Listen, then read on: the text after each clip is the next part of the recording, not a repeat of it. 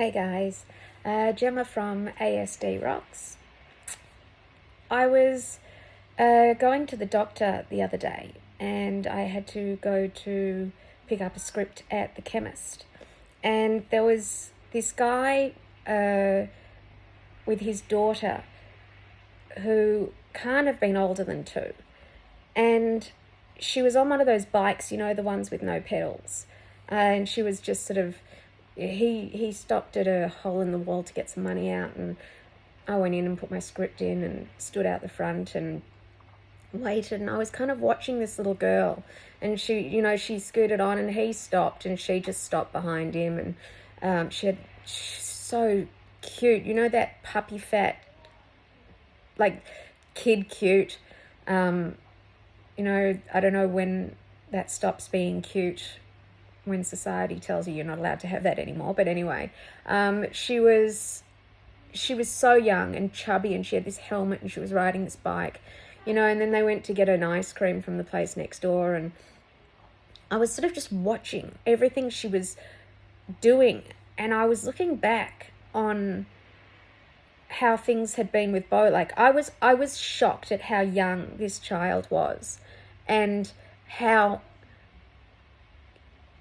much she understood, how much she was taking in, how much he didn't have to say to her for her to understand what was going on.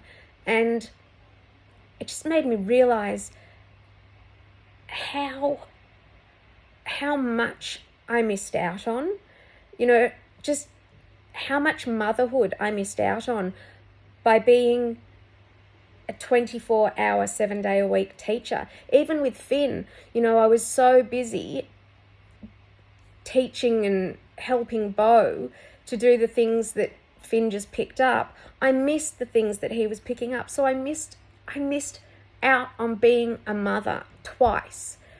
The one thing I ever wanted to be in my life was a mother, and I totally missed out on it because I wasn't. I was an occupational therapist and a speech therapist, and so engulfed, as I still am, that I really didn't get to enjoy the mother part, having a kid, having a baby, watching them grow, seeing them make discoveries.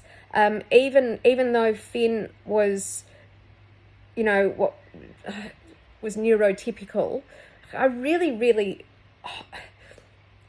hope that the people who do follow me on this page are the kind of people that, if I say normal, will accept that.